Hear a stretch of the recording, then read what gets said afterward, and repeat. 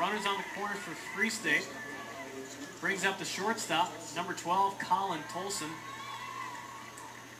Colin, a .354 hitter, doesn't get any easier for Minnis.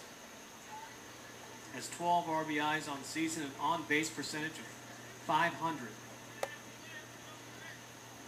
Well, you know, both pitchers had a little shaky start here by, you know, wow. Oh, that one ripped, almost took off Nick Hassick's head. But, you know, Cody Kukuk starting out with a strikeout and then coming with 2 walks, making everything a little interesting, getting people on second and third.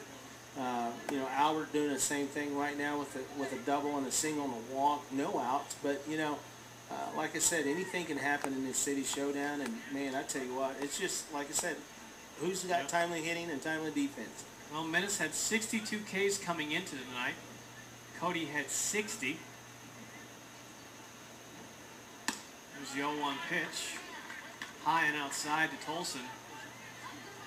This is a difficult Free State lineup to get through, especially unblemished. A lot of kids that can hit the baseball and drive it for extra bases. And Coach Hill does a very good job of manufacturing runs. Right. You know, they do it a number of ways: small ball, long ball, you know, hit and run. You name it, these guys can do it. And you know, you just got to push your buttons at the right time and get everything bouncing your way, and you can go a long way in the state and get to the state title game that way. Ask Lawrence High, that's what they did last year. Cody headed for second, throw down to the bag, and he's in there in plenty of time. So runners on second and third, and a 3-1 count to Colin Tolson. A chance really here for Free State to make a statement in the bottom of the first. Right here, kind of get a little bit on Minnis and try to get him rattled a little bit. But, you know, he's the senior, he's the D1 prospect, and we'll see how he gets, you know, handles this situation, kind of see what he's made of here.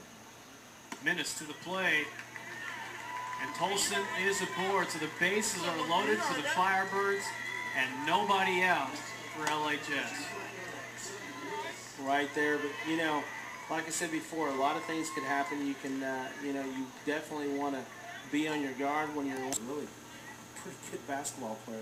There's the 1-2, and that one hits Michael, and another run for the Firebirds without a swing of the bat. Yep, right there. You're calling it right there with being able to produce runs. Yeah, and if you're Coach Brad Stoll, this is not how you want to start out the game. No, and you know, obviously, yes, you definitely, you know, Albert's out there, you know, and he's got a. The Kansas ROTC High School Game of the Week brought to you by Godfather's Pizza. At Godfather's Pizza, we pile it on, and by Stewart Chiropractic, keeping Lawrence active and healthy, and by New Physical Therapy, helping people help themselves. Have your doctors refer you to New for the most advanced treatment in physical therapy. It's New Physical Therapy. Lawrence due up for Free State in the bottom of the third. It's Tolson, Lewis, and Adam Petz. Tolson just struck on the ankle, and he's aboard here to lead off the inning for Free State.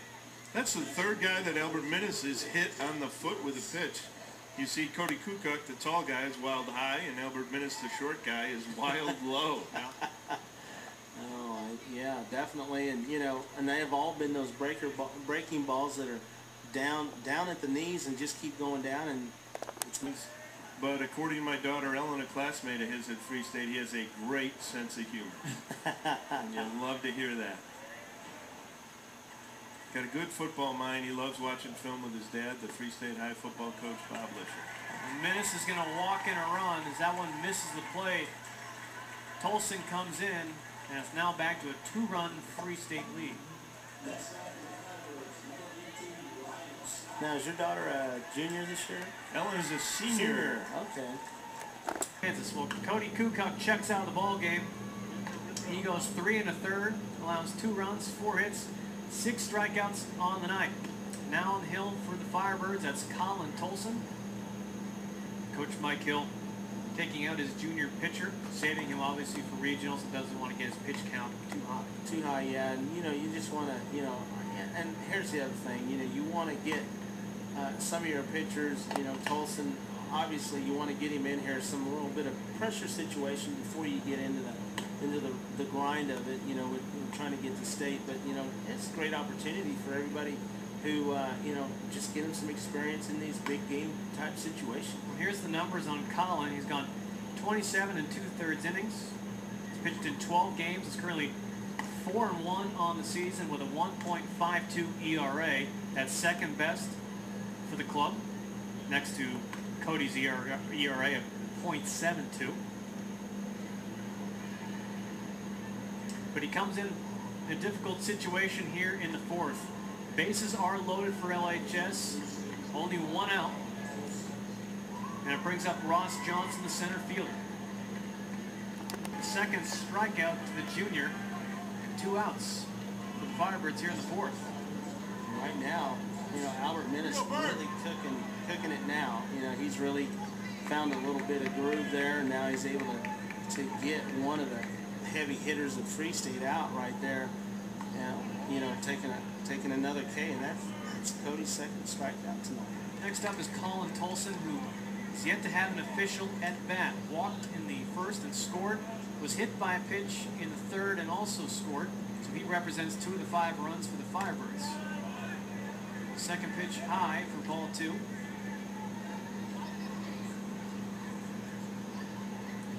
Albert going along fairly smooth here in the fourth. As the Lions put 3 runs on the board in the top half of the inning. They tie this one at 5. Ripped right back up the middle. Troy Wolby can't track that one down. The Firebirds have a runner on. Right there, and Colin, like you said, Colin Tolson, take a look at this. Just right down the middle. Just, man, I tell you what, that's a great hit.